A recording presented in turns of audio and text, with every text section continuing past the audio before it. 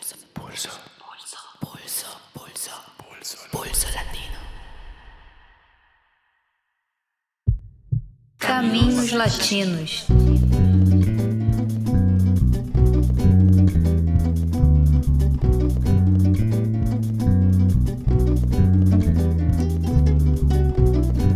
Começa agora o 4º episódio da série Caminhos Latinos. Para completar nosso giro pelo Cone Sul, vamos subir a cordilheira, descer do outro lado e viajar pelo Chile. A série Caminhos Latinos é uma parceria entre o Pulso Latino, o programa Realidade Latino-Americana da Unifesp e a editora Elefante. Eu sou Joana Salem e te convido para embarcar nessa viagem com a gente.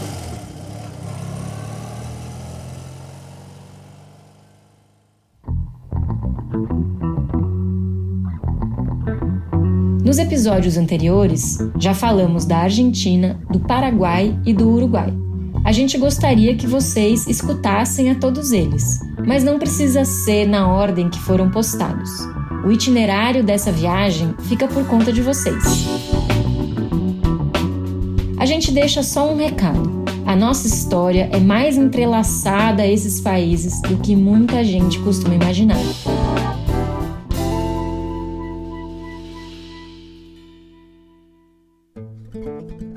Na primeira parte do episódio de hoje, quem vai caminhar conosco é o professor Fábio Luiz Barbosa dos Santos, que vai contar um pouco da história do Chile. Ele é autor do livro Uma História da Onda Progressista Sul-Americana, editado pela Elefante, e é um dos coordenadores do programa Realidade Latino-Americana. Na segunda parte, teremos uma entrevista com a pesquisadora chilena Paula Vidal Molina. Ela é trabalhadora social, doutora pela UFRJ e professora da Universidade do Chile. Ela também é autora do livro Trabajo Social en Chile, un siglo de trayectoria, e também organizadora de um livro coletivo chamado Ciudadanías para la Democracia, Reflexiones desde la Problemática Constitucional y Constituyente Chilena en el siglo XXI.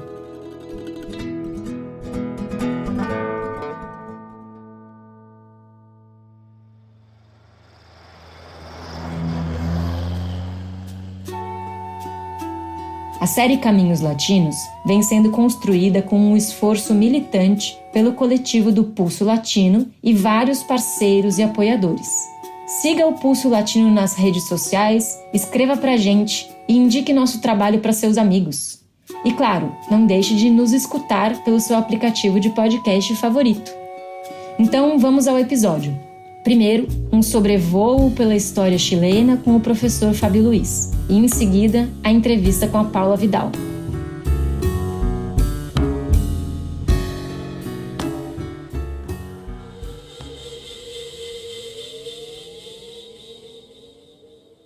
Olá, no programa de hoje discutiremos o Chile. Então, quais as particularidades mais importantes para quem quer entender o passado e o presente desse país? Eu vou destacar 3 aspectos da história chilena que têm relação entre si.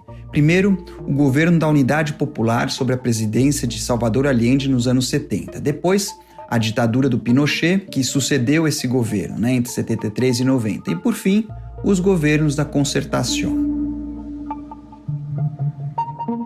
O primeiro aspecto é a breve presidência do Salvador Allende entre 70 e 73, uma presidência que despertou esperanças de mudança não só no Chile, mas no mundo todo.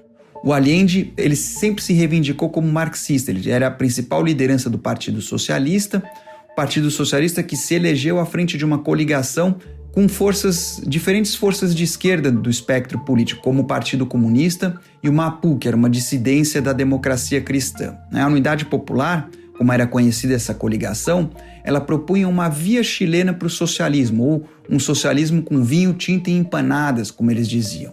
O que era um jeito de dizer que era um caminho diferente do cubano, porque a chegada do poder foi pelas urnas e não pelas armas, e a ideia era construir mudanças por dentro da institucionalidade vigente nos marcos do pluripartidismo. Então, para entender a eleição do Allende, é importante a gente fazer um recuo histórico e considerar que o Chile, juntamente com a Argentina, né, é o país na América do Sul que tem uma tradição mais sólida de esquerda no continente. Então, no Chile, já no final do século XIX, tinha um movimento de trabalhadores combativos, sobretudo no norte do país, que era o centro da atividade mineira, um território que incluía territórios tomados pelo Chile na Guerra do Pacífico, entre 79 e 83, territórios do Peru e da Bolívia, que desde então não tem mais uma saída para o mar.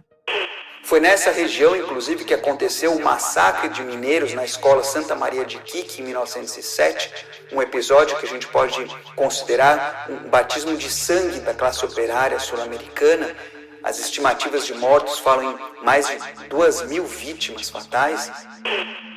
Na década seguinte, você teve a fundação do Partido Socialista no Chile, sob a liderança extraordinária do Luiz Emílio Recabarren, né? Portanto, foi fundado antes da Revolução Russa, um partido que depois adere ao comunismo, e no contexto que o país, então, no período entre guerras, avançou na direção de uma industrialização substitutiva de importações a partir do excedente gerado, sobretudo, pela mineração, essa participação, esse protagonismo dos trabalhadores só se adensou. Então, por exemplo, quando o Chile sofre, como todos os países latino-americanos, né, os impactos da crise de 29, com a queda dos preços internacionais dos minérios, isso tem efeitos políticos. No Chile gera um período de instabilidade, que eu não vou aqui detalhar, só para dizer que chega a ter um período, uma curta experiência do que foi conhecida como uma república socialista, que durou 12 dias, né, comandada por um militar chamado Marmaduke Groove, mas que na realidade estava mais próxima do tenentismo brasileiro do que de um socialismo. No entanto, é nesse contexto que se funda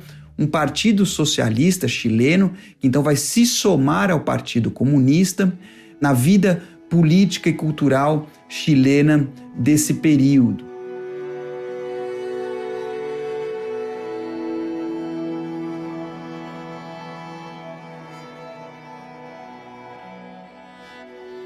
Um indício da vitalidade da esquerda chilena é a gente lembrar que o Chile foi um dos poucos países em que a política recomendada pelo Comintern de formar alianças democráticas contra o fascismo, no período de ascensão do nazismo, né? Uma política segundo a qual os comunistas deviam se aliar com os setores chamados setores democráticos das burguesias.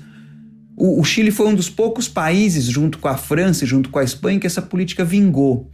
Então você teve um Frente Popular reunindo os radicais, né, um partido que elegeu os 3 presidentes seguidos, então uma Frente Popular que se elegeu durante 3 mandatos seguidos e comandou o Chile entre 38 e 52, com o apoio de comunistas e socialistas que inclusive indicaram ministros. Então, é verdade que no último desses mandatos, que já aconteceu no contexto da Guerra Fria, os radicais romperam com esse apoio, vamos dizer, mais à esquerda, né, dos comunistas e dos socialistas. Mas, em todo caso, se a gente lembrar que na maior parte dos países sul-americanos ou latino-americanos desse período, os comunistas estavam na ilegalidade ou eram perseguidos, como, por exemplo, no Brasil, o contraste ele é flagrante, né? A gente lembra, por exemplo, que o Allende, que era médico, ele foi ministro da Saúde nesse período.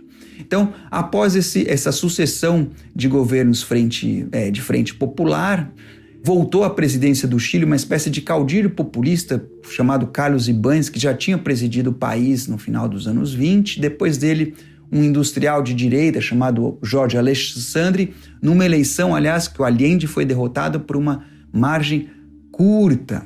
Então, nesse contexto, que era um contexto, então, final dos anos 50, começo dos anos 60, de ascenso dos movimentos dos trabalhadores no mundo todo, e que na América Latina recebe um impulso extraordinário com o triunfo da Revolução Cubana em 59, nesse contexto também a atuação de direção de sentido contra-revolucionário dos Estados Unidos se intensificam no continente como no mundo.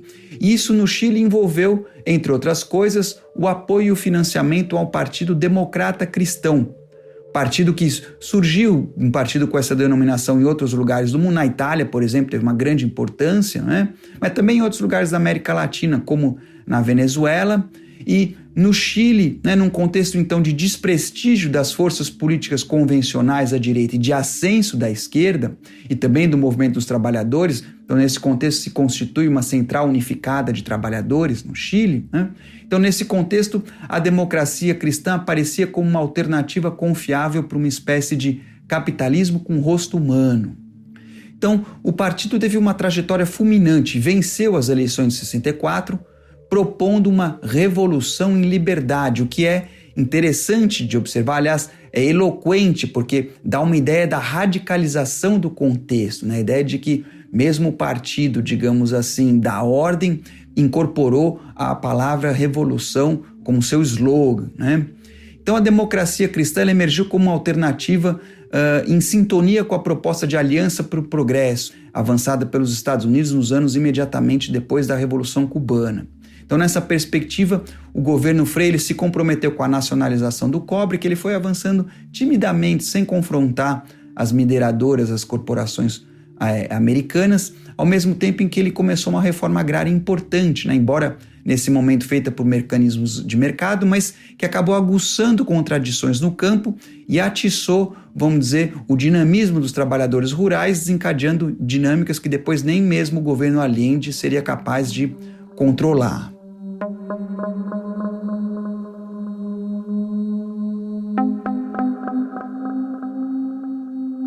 O saldo dessa revolução em liberdade terminou desagradando a direita e a esquerda, né? Como cantava o Vítor Jara, um dos grandes cantores chilenos desse período, ele satirizava o meio termo encarnado pela democracia cristã numa música que chamava Ni Chicha ni Limoná, né? Nem a chicha, que é uma bebida alcoólica, nem a limonada. Nessa mesma música ele dizia assim, ele anunciava que la cosa va para adelante e no piensa recular, ou seja, a coisa vai para frente e não tem volta. E foi nessa perspectiva, né, que em 70 o Allende venceu as eleições. Era a quarta vez que ele disputava à frente da Unidade Popular, como eu já disse, com um programa que previa então, a nacionalização do cobre, que aconteceu no que os chilenos decretaram como Dia Nacional de Dignidade, mas isso nos marcos de um programa econômico de inspiração cepalina, que previa 3 áreas da economia, uma área privada, uma mista, uma social, com as empresas básicas, que eram empresas estatais, né, de modo que em poucos anos, né, nos poucos anos que durou, se chegaram a ter mais de 500 empresas sob a égide do Estado, apoiada pela Corporação de Fomento, a Corfo, que tinha sido fundada nos anos 30. O governo também começou a estatizar bancos, o comércio exterior, mas sempre comprando ações, fazendo, digamos assim, nos marcos da lei. Expropriou fábricas que boicotavam o processo e avançou uma reforma agrária efetiva que modificou completamente a configuração do campo chileno. Esse processo se deparou com uma reação encarniçada, tanto doméstica como internacional. Então, um Congresso que bloqueava decretos e nomeações do governo, uma economia boicotes das classes dominantes, boicote internacional, boicote que significou, por exemplo, greves, como da grande mina de El Teniente, a principal mina de cobre do país, mas também lockouts, né, que são greves dos patrões, a greve dos caminhoneiros, apoiada pelos Estados Unidos, como está documentado. Isso no contexto de uma mídia eminentemente hostil, né, nacionalmente e internacionalmente, um boicote internacional, uma atuação arquicomprovada da CIA, né, fomentando a desestabilização do país, num contexto então que a democracia cristã aparecia como o fiel da balança do ponto de vista político. Então, isso gerou uma dinâmica de polarização em que donas de casa de classe média e alta saíam batendo panelas nas ruas e no dia seguinte vinham as marchas populares massivas em apoio ao governo. Você tinha os patrões que fechavam as empresas, paravam de produzir, o lockout, e os trabalhadores que tomavam essas empresas, né, formando os cordões industriais. Ou então você tinha o mercado negro e a formação das juntas de abastecimento e preço populares. Enfim, você tinha uma autêntica dinâmica de polarização, mas na qual também você via indícios de um poder popular incipiente.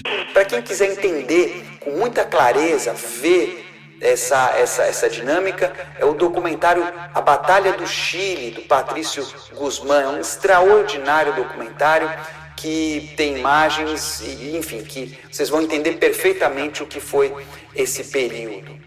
Em linhas gerais, apesar de todo o desgaste, de todos os problemas econômicos agravados então por essa sabotagem, pelo boicote internacional, o prestígio do governo se manteve nas eleições que aconteceram primeiro em 71, depois no começo de 73, de modo que os Estados Unidos e a oposição chegou à conclusão de que não daria para derrubar pela razão, como diz o slogan, né, do brasão de armas do Chile, pela razão ou pela força. Então teria que ser pela força, né? Como disse o Kissinger, né, o chefe do Departamento de Estado americano, ele dizia assim: eu não vejo por que a gente vai assistir parado um país se tornar comunista só por causa da irresponsabilidade do seu povo.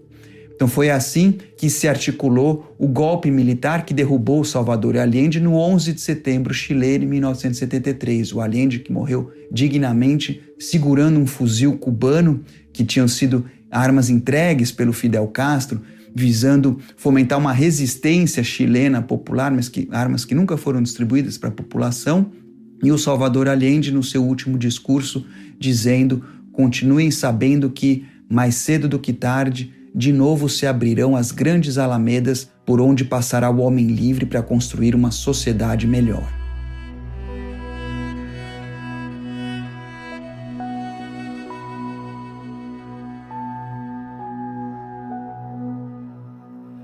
O golpe chileno de 73 foi um ponto de inflexão não só na história do Chile, mas da América Latina.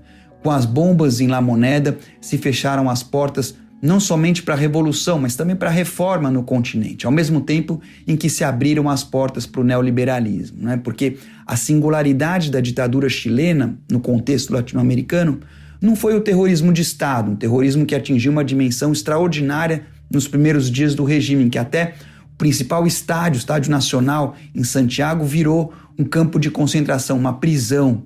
Também não foi a Operação Condor, essa articulação nefasta entre as ditaduras do Cone Sul, que internacionalizou a repressão e que foi idealizada pelo chefe da DINA, a polícia secreta chilena, né, o Manuel Contreras. A gente pode dizer a singularidade da ditadura chilena foi uma implementação pioneira em nível mundial de uma modalidade de neoliberalismo radical, que a gente poderia descrever como uma modalidade fundamentalista de neoliberalismo que modificou radicalmente a sociedade chilena em todas as esferas da existência.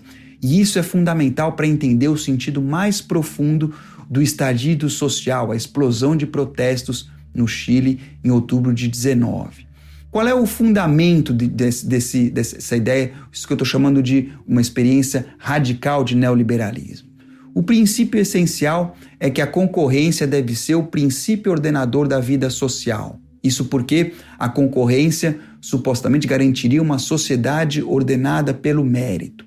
Então, nessa perspectiva, a noção de direitos sociais ela é subordinada à garantia da liberdade econômica, o que, por sua vez, acaba modificando o sentido da intervenção do Estado, né, que é então entendido como um Estado subsidiário, que, aliás, é o conceito que vertebra a reforma administrativa proposta pelo Paulo Guedes e o governo Bolsonaro, que o Paulo Guedes, que, como vocês sabem, ele vem, toda a estrutura mental dele, ela vem do Chile pinochetista, né? Então, na perspectiva do Estado subsidiário, o papel assumido pelo Estado é garantir, apoiar e sustentar a livre concorrência. E a livre concorrência, então, ordenará todas as esferas da existência, de modo a garantir que os serviços mais competitivos do ponto de vista de uma relação preço-qualidade se imponham em relação aos menos competitivos. Um outro papel do Estado é assumir atribuições sociais que não são no interesse da iniciativa privada, porque a ideia da privatização das políticas sociais não é deixar o indivíduo desassistido, mas sim deixá-lo decidir, inclusive deixá-lo decidir se ele vai ficar com o mais precário ou se ele vai batalhar para ter condições, vamos dizer, financeiras de acessar o mais sofisticado. Então, segundo essa lógica, o cidadão opera como um consumidor, né?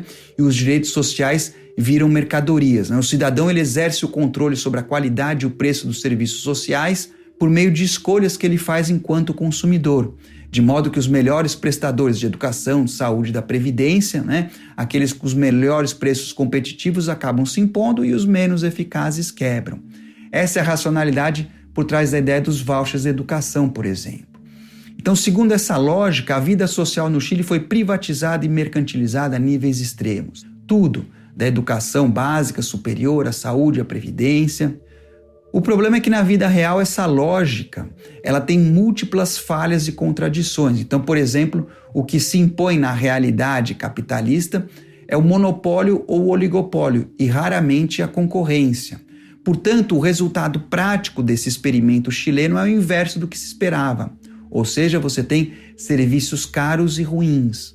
Então, na prática, ao mesmo tempo, os direitos sociais eles acabaram sendo transformados em nichos de negócios protegidos e subsidiados pelo Estado, que se tornando, então, pilares fundamentais do capitalismo chileno hoje. Então, essa profunda mercantilização da vida, ela anda de mãos dadas com altíssimos níveis de endividamento privado, formando aquilo que o sociólogo, o Tomás Mullion, descreveu como cidadão credicar, ou a cidadania do cartão de crédito. Em muitos casos, os efeitos dessas políticas tardaram para ficar evidentes, como no caso da educação, que explodiu, então, primeiro na rebelião dos secundaristas em 2006, a chamada Revolta dos Pinguins, depois a rebelião universitária em 2011, ou mesmo da Previdência, que foi completamente privatizada nos anos 80, mas cujas condições péssimas de aposentadoria só ficaram evidentes no século XXI, quando à medida que as pessoas foram se aposentando. Um sistema, então, que gerou revolta, mas também depressão, de modo que o Chile hoje é o país com mais alto índice de suicídios de idosos no mundo.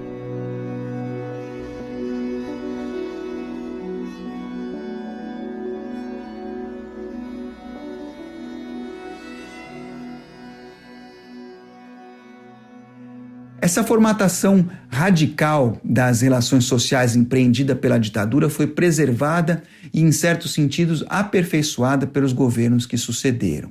Então, depois da derrota sofrida pelo Pinochet no plebiscito em 89, quando a população foi consultada sobre a prorrogação de um regime que ela nunca escolheu, apesar dessa derrota, os governos que vieram depois da ditadura, quando a democracia cristã e os socialistas, que antes eram inimigos, digamos assim, se uniram em torno daquilo que é conhecido como a concertação, esses governos, no entanto, nunca desafiaram os pilares, os fundamentos do regime. O primeiro presidente, o Patrício Alvim, de certa forma, deu o tom da transição, quando ele disse que a justiça seria feita, a justiça com os militares seria feita na medida do possível.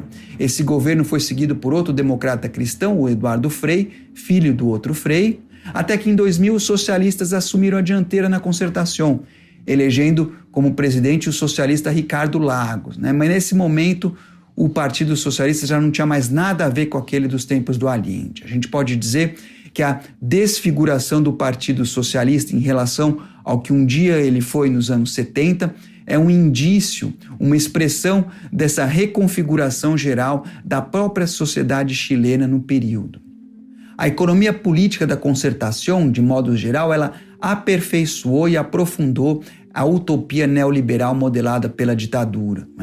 Então, ao contrário de uma inflexão progressista, os governos socialistas preservaram a Constituição da ditadura, que está em vigor até hoje, preservaram a mercantilização dos direitos sociais, o Código Laboral, que reconfigurou as relações de trabalho, fazendo do Chile um país em que falar de greve é como falar de sexo num convento, como me falou um sindicalista um dia, preservou a economia de serviços, a ideia do Estado subsidiário, a financiarização da sociedade, o cidadão credicar, o endividamento, também a sofisticação dos padrões de consumo, cujo outro lado é a desigualdade, os tratados de livre comércio, exportação primária, a repressão a qualquer dissenso, a repressão aos Mapuche e o chamado duopólio político, entre, digamos, a concertação e a direita. E é interessante observar que todos esses elementos têm fundação na própria ditadura, exceto a repressão aos Mapuche, que vem da colônia, e o duopólio político que sucedeu a ditadura. Então,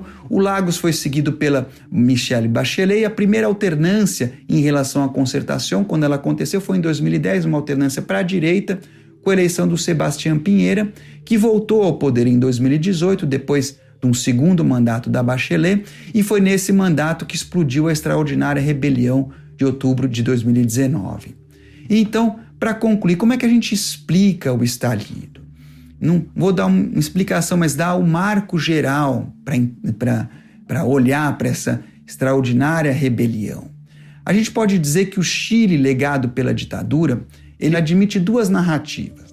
você tem uma narrativa de relativo sucesso, que é protagonizada pelos índices econômicos. Então, tem dados que indicam que o Chile teve um dos melhores, se não o melhor desempenho macroeconômico desde os anos 80 na região, onde o país tem sido, isso sim, a economia mais estável, além de ter uma importante, embora questionável, redução da pobreza, questionável em função da forma como você olha as estatísticas.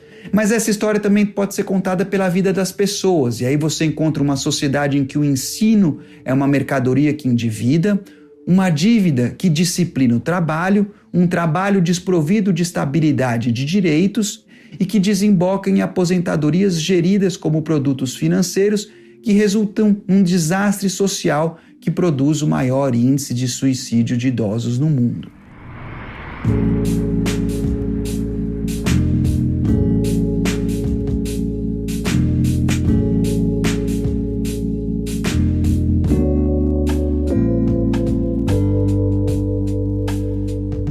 Bora lá! Nossa entrevista sobre o Chile será com a professora Paula Vidal Molina. Ela é chilena, doutora em Trabalho Social pela UFRJ e leciona atualmente na Universidade do Chile, em Santiago.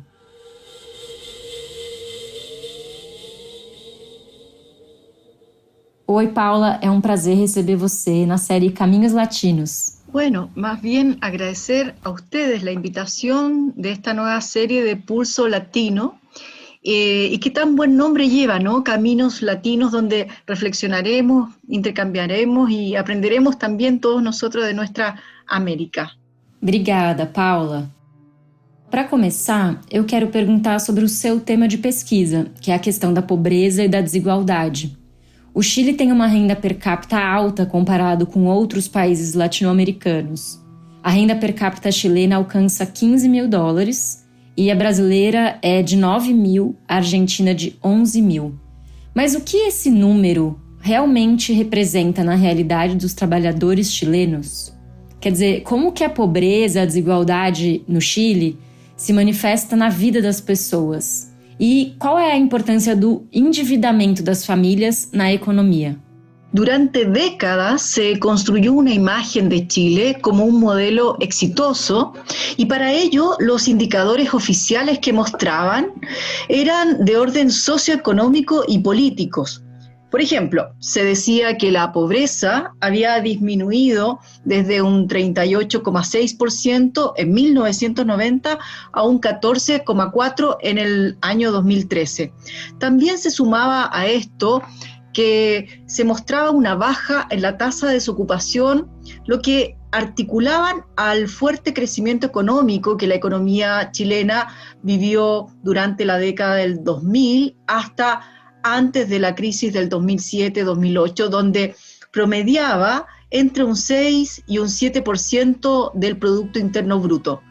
Por otro lado, en el ámbito político, se mostraba que la democracia chilena era producto de una transición ejemplar, basada, por ejemplo, en amplios acuerdos y consensos entre las fuerzas políticas que le dieron, de algún modo, gobernabilidad y estabilidad al país. Eso era lo que se decía con mucha fuerza.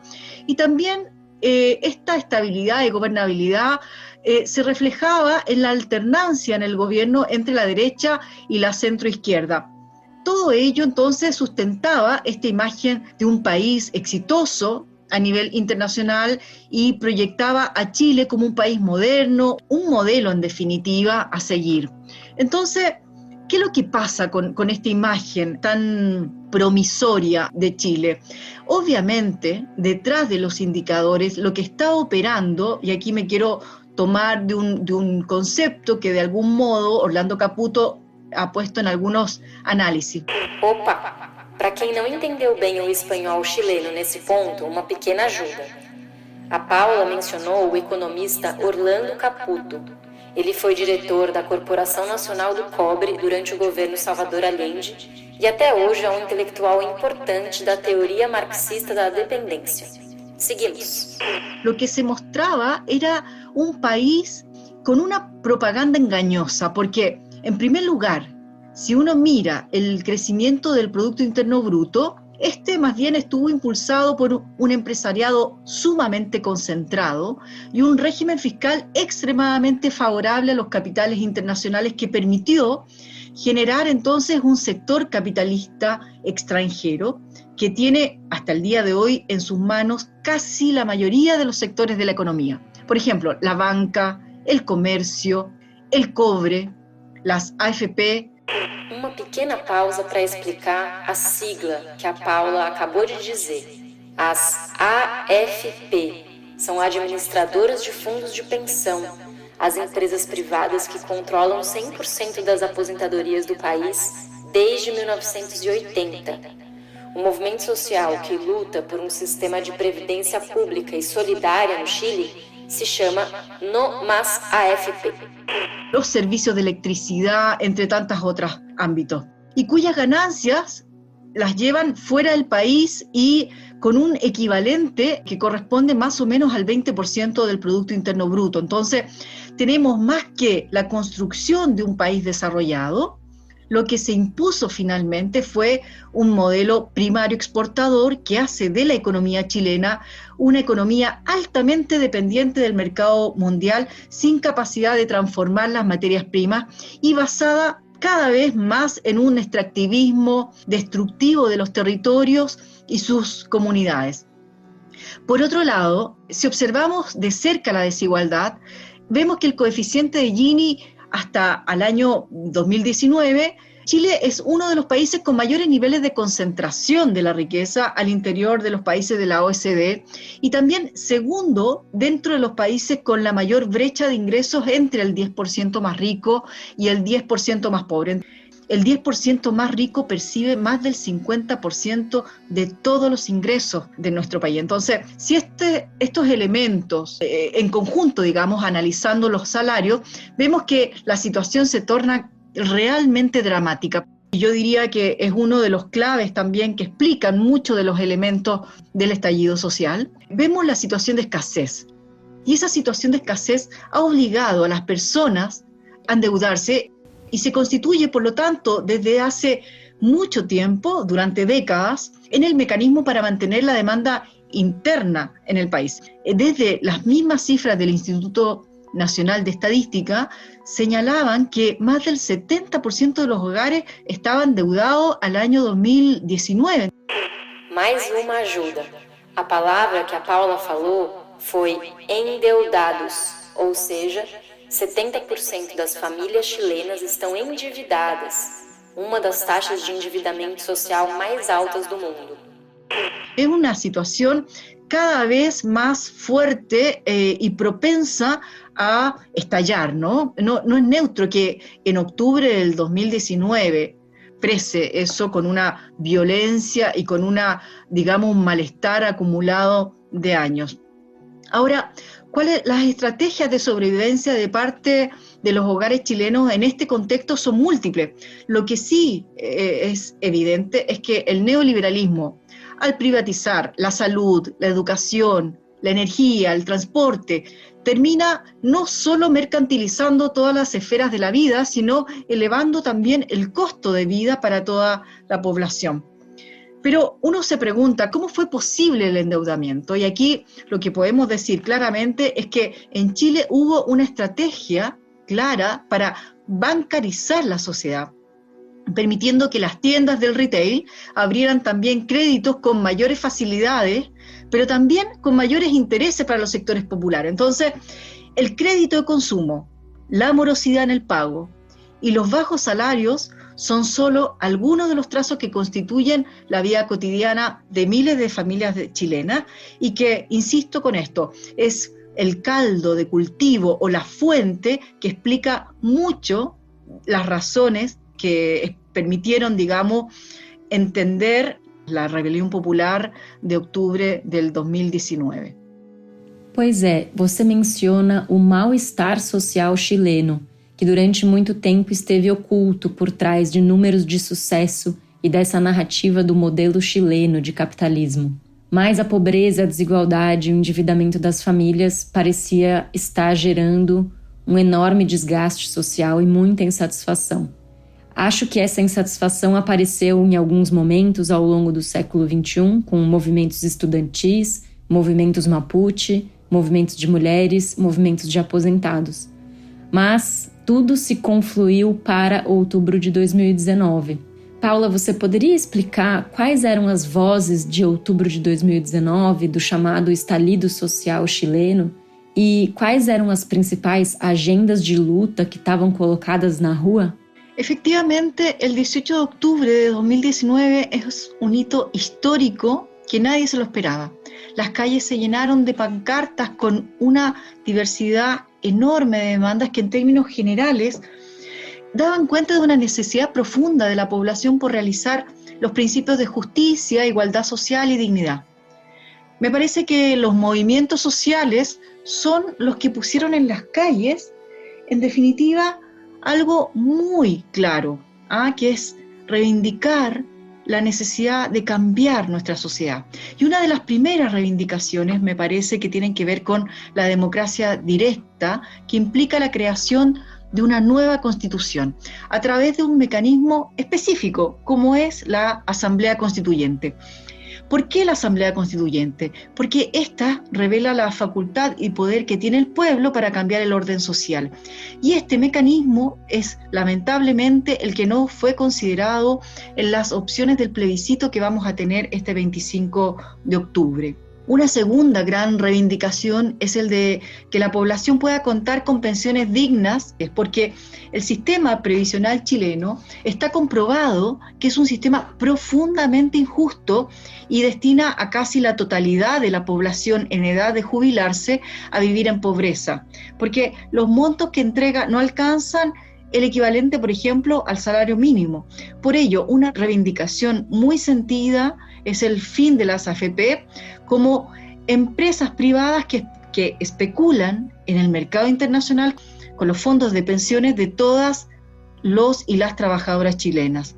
Una otra línea de reivindicaciones tiene que ver, por ejemplo, con la salud pública, que significa no solamente aumentar el presupuesto en salud pública, sino poner fin a la discriminación en salud y también disminuir la brecha de recursos humanos especializados y no especializados en los distintos centros de atención primaria, secundaria y terciaria a nivel país. También hay toda una línea de reivindicación que tiene que ver con el salario o el sueldo digno, porque como ya vimos, los salarios en Chile son bajos, lo que obliga necesariamente a endeudarse para solventar cada uno de los gastos de los costos de la vida a la población en su conjunto. Ahora, me gustaría detenerme un minuto en otros tipos de reivindicaciones levantadas por movimientos sociales y que tienen que ver con la necesidad de la nacionalización de los recursos naturales y la modificación del Código de Aguas que rige actualmente Chile, porque se necesita que el Estado sea quien tenga el dominio absoluto de las aguas continentales de la nación y también de los recursos como el litio y especialmente del cobre, que actualmente sigue siendo explotado fuertemente por empresas privadas, aún que tenga una parte importante el Estado chileno como una instancia que explota también el cobre. Pero en definitiva hay que poner atención en qué se quiere hacer con estos recursos, si se tiene en perspectiva un cambio de la matriz productiva.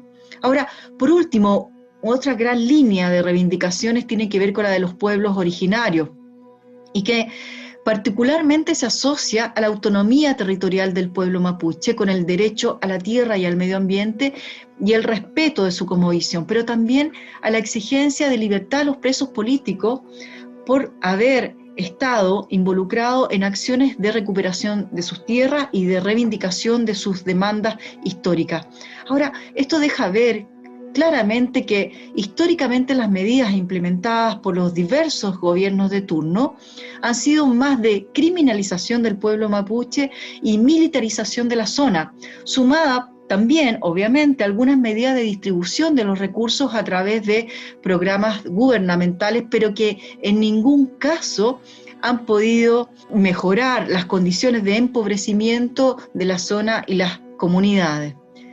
Ahora, de lo que me plantea respecto del lugar del movimiento sindical en particular, Los llamados realizados por parte de la clase trabajadora organizada en los gremios de la salud, de la educación, de la administración pública, junto a la CUT y la Central Clasista de Trabajadores, para movilizarse durante este tiempo, han sido, desde mi perspectiva, fundamentales para poner presión al gobierno y a los partidos políticos para insistir que Chile requiere una nueva constitución y poner fin al sistema de AFP. La participación de estas organizaciones, sin embargo, en la mesa de unidad social, donde participa una diversidad enorme de organizaciones sociales y movimientos creadas a propósito de esta rebelión, muestra la importancia que posee la construcción de unidad en este momento histórico de las fuerzas progresistas y también de la izquierda. Ahora, sabemos que existe una tasa de sindicalización que en Chile no supera el 12% de la fuerza de trabajo. Por lo tanto, no ha sido la clase trabajadora organizada sindicalmente la que ha conducido la rebelión. Sí, me parece que debe reconocerse que se ha dado una revitalización de la fuerza sindical a través del aumento de huelgas y luchas de la mano de un protagonismo de las mujeres en las dirigencias de las organizaciones de la clase trabajadora, cuestión que, si miramos la historia, en los años 90 era muy difícil de observar.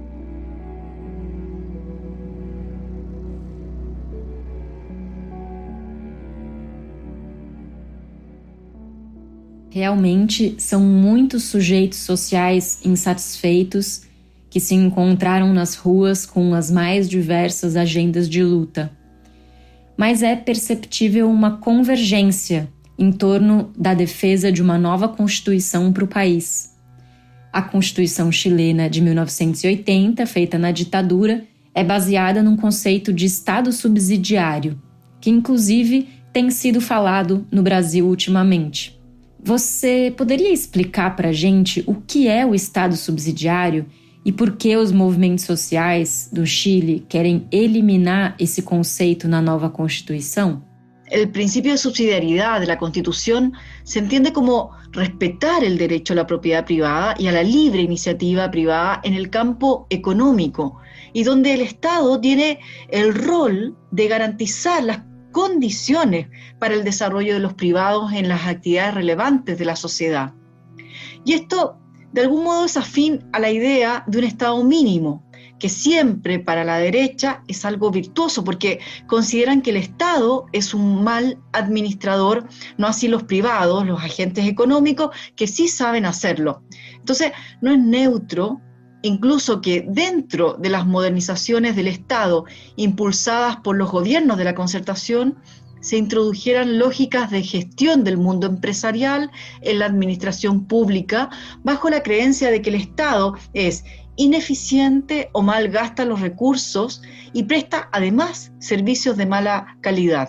Para explicar entonces por qué no se cambió la Constitución durante los gobiernos de la centroizquierda, analistas ligados al bloque en el poder incluso han planteado que desde fines de la dictadura y con los gobiernos de la centroizquierda se llegó a una cierta aceptación de un modelo para producir estabilidad y gobernabilidad, el cual estaba constituido por una relación entre sociedad, mercado y política, que en definitiva significaba, por un lado, aceptar que el mercado construye y reconstruye los vínculos sociales y donde la sociedad se relaciona con el mercado solo a través de la demanda individual, monetarizada y no por la vía de la acción colectiva. Por otro lado, donde la relación entre la sociedad y la política se realizaba solo a partir de las elecciones.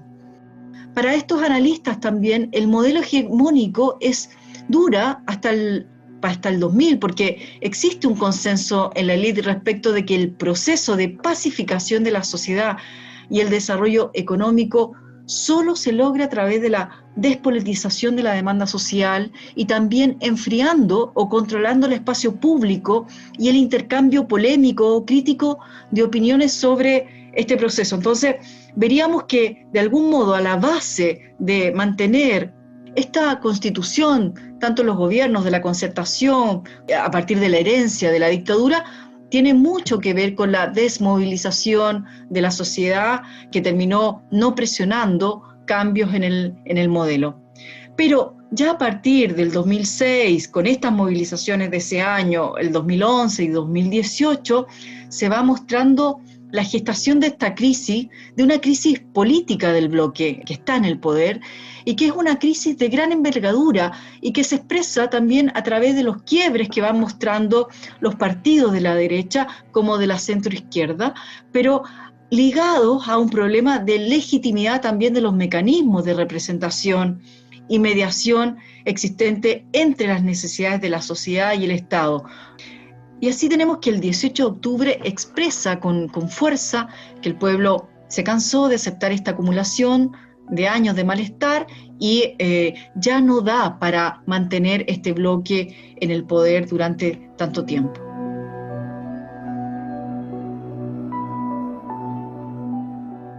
As classes dominantes chilenas ficaram muito assustadas com o estalido social. Eu me lembro da mulher do presidente Piñera dizendo que eram alienígenas as pessoas que estavam protestando nas ruas.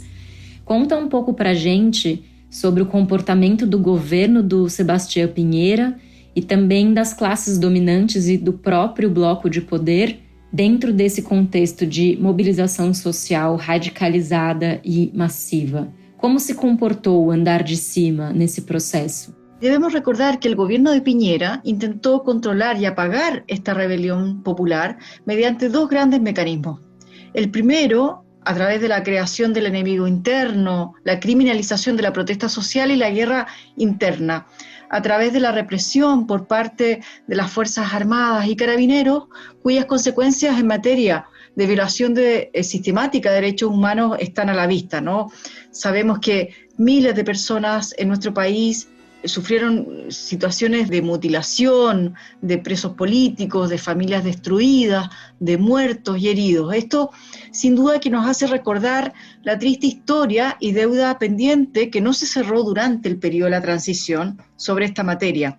Entre otras cosas porque se mantienen aún los 1.192 detenidos desaparecidos y todos los agentes responsables de esta masacre no fueron juzgados.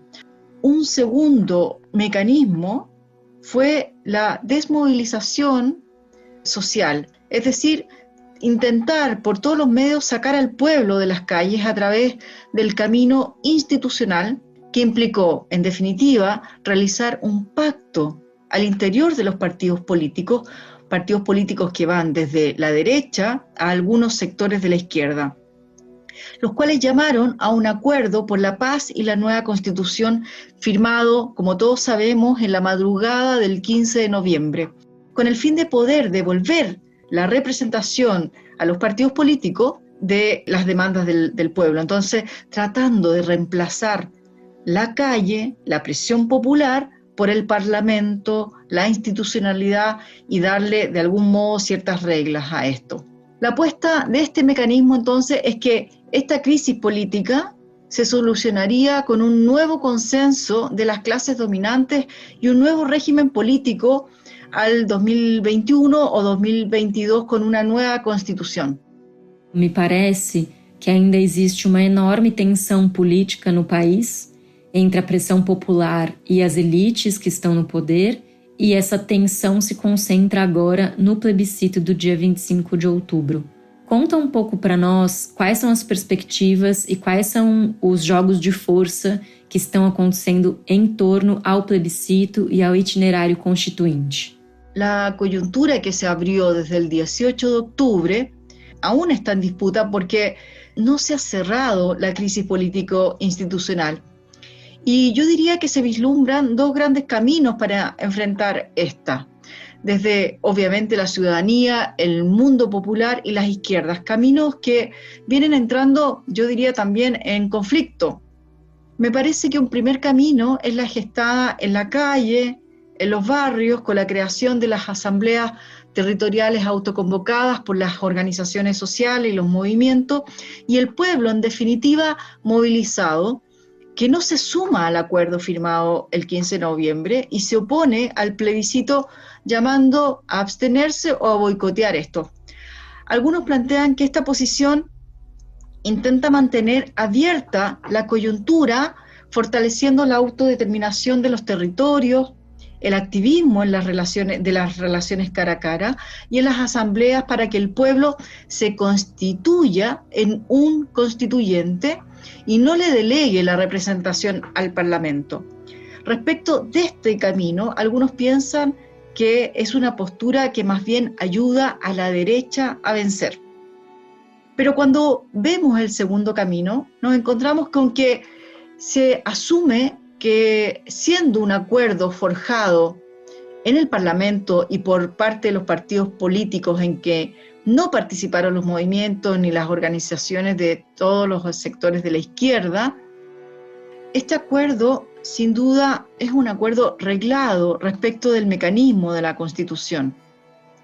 Y se reconoce en definitiva cuáles son las limitaciones de esto. Es decir, es un mecanismo que plantea una opción por la convención mixta, constituida tanto por parlamentarios y ciudadanía, o la convención constitucional, que serían elegidos los constituyentes por la ciudadanía y que no equivale a entenderla como la Asamblea Constituyente. Precisamos explicar com calma detalhe importante do que a Paula disse. O plebiscito de 25 de outubro deveria ter acontecido em abril, mas foi adiado por causa da pandemia. O plebiscito é a consequência mais importante do estalido social de 2019. Nele, os chilenos vão responder duas perguntas. Primeiro, você é favorável à mudança da Constituição? Sim ou não? E segundo, caso a mudança seja aprovada, ela deve ocorrer através de uma convenção constituinte mista ou de uma convenção constituinte. A convenção constituinte mista é formada por parlamentares atuais junto com parlamentares novos eleitos com este fim. E a convenção constituinte é inteiramente eleita para este fim. A expressão Assembleia Popular Constituinte Soberana, que emanava dos movimentos populares, foi substituída por convenção. Existe também uma grande polêmica sobre o quórum de 2/3 para a aprovação da nova Constituição. A população é contundente em rechaçar esse quórum, que parece uma armadilha para a não transformação da Constituição. Mas o acordo de 15 de novembro determinou os 2/3. Bom, para finalizar, deixo vocês com a Paula. Además, se pone la cláusula de que hay materias que no deberán ser tocadas, como los tratados internacionales, que más o menos son 30 firmados por parte de Chile. En definitiva, es un acuerdo firmado en noviembre del año pasado y que hace pensar que tal vez es más bien una trampa o un callejón sin salida, porque los marcos constitucionales hacen imposible obtener el quórum de los 2/3. Ahora, si esto que hemos mencionado fuera poco, en este proceso, además, aún no está claro cómo van a participar los pueblos originarios, si van a tener derecho a su propia constituyente para adherir como pueblos a la nación chilena. Tampoco contempla ningún mecanismo de participación a la ciudadanía durante el proceso de elaboración de la propuesta. Sin embargo, dicho todo esto, para un sector mayoritario de las izquierdas y los movimientos sociales, la solución no es restarse de participar de este proceso, sino participar y ganar el apruebo y la Convención Constitucional por una amplia mayoría y en abril lograr elegir la mayoría absoluta de los delegados para la Convención Constitucional, los cuales, una vez elegidos y conformados, tengan la convicción de declarar la Convención libre y soberana y se transforme, de hecho, en una asamblea constituyente que ponga las reglas, desechando aquellas reglas que fueron impuestas por el acuerdo en noviembre pasado. Es decir, se esfuerce y provoque una ruptura democrática para ir más allá de lo que permite este proceso constituyente. Ello significa, por un lado, no dejar la calle y la presión desde la movilización social organizada hasta la elaboración y ratificación de la nueva Constitución. Los movimientos sociales y las izquierdas saben que mantener la protesta y la presión popular son los mecanismos que permitirán presionar a los elegidos en esta Convención Constitucional para que escuchen las reivindicaciones puestas el 18 de octubre. hoy los mismos movimientos sociales están disputando, demandando la posibilidad de que ellos puedan presentar sus propias listas como constituyentes y que no deban negociar con los propios partidos políticos ya constituidos que les destinen algún cupo. Entonces, este es un punto central, sobre todo porque lo que se observa desde el 18 de octubre es que el pueblo mostró una red riquísima de autogestión territorial y solidaridad a los movimientos y organizaciones sociales, donde los partidos políticos fueron puestos en cuestión profundamente. Entonces, el no contar con la posibilidad de presentar sus propias listas es algo realmente que afecta la posibilidad de que la demanda profunda de la sociedad chilena sea puesta claramente en este espacio que hoy día estamos a puertas de disputar en octubre. Pessoal, muita água ainda vai rolar embaixo da ponte do Rio Mapocho. Se você quiser saber mais sobre o passado e o presente do Chile, dá uma olhada nos links da descrição do episódio e não deixa de conversar com o Pulso Latino nas redes sociais. A gente pode oferecer mais materiais de estudo e muito diálogo. E claro, não percam o próximo episódio de Caminhos Latinos sobre a Bolívia. Um grande abraço!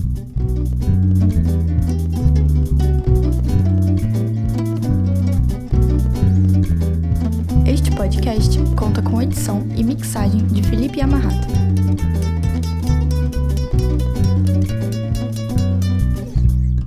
Caminhos Latinos.